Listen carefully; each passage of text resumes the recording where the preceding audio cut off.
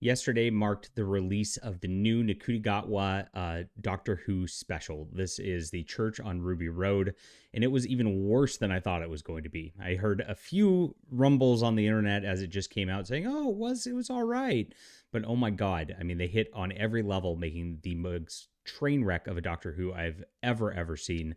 It's going to get even worse as we see that they're pushing the leftist woke agenda through everything. Even in the first few minutes, you get a ton of it, just in like subtle, even not so subtle imagery, where they're going to be making this worse as the show goes along. But what's happening right now is nobody's watching. Everybody's already tuned out after the terrible David Tennant specials, where they tried to shove the transgender rose down our throats as hard as possible. Oh, she's such a beautiful girl, your beautiful daughter. And then they did their bi-generation, which, is a term Russell T Davies is obviously using for certain foreshadowing of the Doctor. And now, of course, we have our first special. So what happened? This is the Fandom Pulse. FandomPulse.com is a great place for your pop culture entertainment news. This is a place where I am now editor-in-chief, and of course am trying to provide you up-to-date Doctor Who news. So bookmark this, my friends, FandomPulse.com. Christmas special fails spectacularly with the lowest rated debut episode for a Doctor. Oh no, this is really bad news for everybody. So we saw that the original David Tennant return suffered some pretty bad ratings. It was the lowest David Tennant ever had, and then it dropped even lower. And it dropped even lower for the third one. This one was a little bit above what David Tennant actually got for that third deal, but it still was extremely low. If you look at Jodie Whittaker, she actually had 11 million tune in for that train wreck of her series. But the thing is, like, they tuned out really quickly. Her lowest, of course, was at the 3 million range for the worst episode out there. And of course, the Ruby Road garnered 4.7 million initial ratings. This is terrible for a debut. Peter Capaldi was getting around 8 million for his. And of course, David Tennant's Christmas specials were up in the 10, 11, 12 millions also. And so now they're at a third of what their audience was with David Tennant, even to start. People didn't tune in for this, didn't look at this disaster. Just a slight increase of people tuning in on this Christmas Day special from the last David Tennant one, but already off to a bad start. So when they get into the just normal episodes that aren't the specials, once it comes back in the spring, and they've already done the train wreck what they've done, I'm going to tell you about the episode, so spoilers in just a second. Oh my gosh, it's going to get so much worse. Now, what we saw here with this episode was we introduced Ruby. Now, Ruby immediately is a abandoned girl who's being raised by black ladies. And so you're sitting here like, what's going on? We got the black doctor, we got the black ladies. There's another Rose is like out at clubbing at the beginning of this.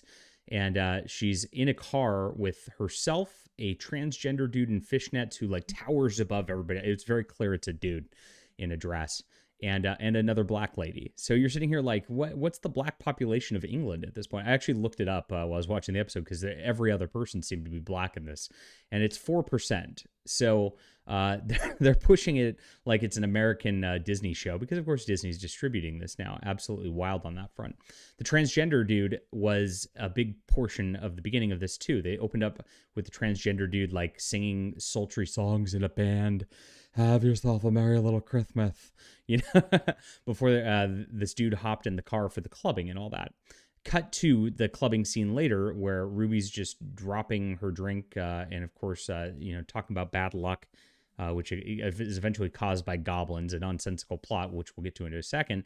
But the doctor's there prancing around in a skirt and a blouse, twirling, dancing with dudes, and clearly presenting himself as gay ahead of all of this. Now, when you get to Ruby's got a neighbor, he's got this like single earring. He looks like a gay dude too. Maybe he might be the gay doctor's gay lover in the future. We don't know yet.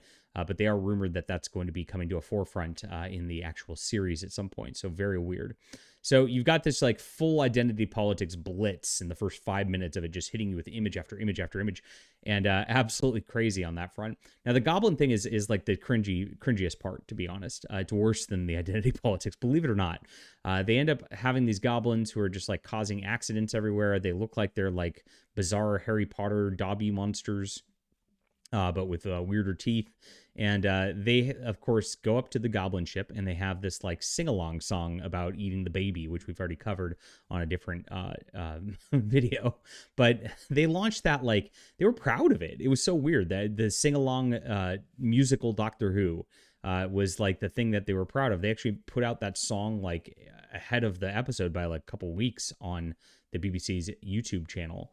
And then it gets worse from there because they sing the song and then the doctor stops everything and goes, let's sing it again. And he starts singing and Ruby starts singing. So it's clear they wanted to, again, just like have this like gay musical session with Doctor Who rather than actually do a Doctor Who episode like they used to do in the past. I have no idea what's happened to Russell T Davies over the last few years. The guy's gone insane, clearly. But it was a completely nonsensical plot, and none of it made any sense at all. And of course, it's fantasy, so it doesn't matter. That's what they're doing now. As the Doctor goes back in time, and eventually, like he's got these like gloves, which like are like anti-gravity gloves, but then they create gravity if you flip them to the other setting. They were running out of power, and like then it didn't matter. Like he used them to an extreme degree, even though they were running out of power.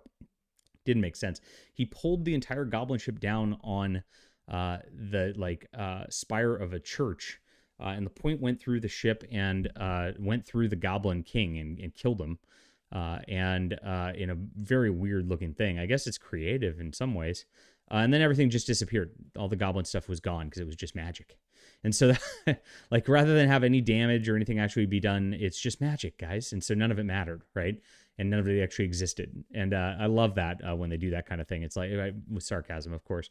Because, again, it's just a nonsensical plot line after they're doing their sing-alongs and all that. Now, Ruby afterwards is searching for the Doctor. This is one of the funniest points to me. When she goes searching for the Doctor after to try to get back into the, find him after he's gone. And she starts asking on the street, where's this guy? Have you seen a guy nondescript, right? We don't know what he looks like. So she just like kind of pauses and you're like, the black guy. But no, did you see a black guy? No, you can't ask that in 2023. A guy in a trench coat, brown trench coat. Did you see him? It's like she was avoiding saying, did you see a black guy run down here intentionally, which was hilarious to watch. And then perhaps the worst out of all of this is the old lady who's been watching this whole thing transpire from the neighbor, looks at the camera, breaks the fourth wall, and is like, have you never seen a TARDIS before? At the end of it, just to like make it even cringier all the way through. So gosh, they just added every lousy element: identity politics, crappy fantasy plots that don't make any sense, breaking the fourth wall. It just absolutely a train wreck on every single level. No wonder nobody wanted to watch this. They saw that with the giggle, the toy maker Doctor thing where he bi-generated and all that. Was so bad that they didn't need to tune in to begin with. But gosh, it's getting even worse. So we'll be reporting as the ratings, of course, continue to crumble.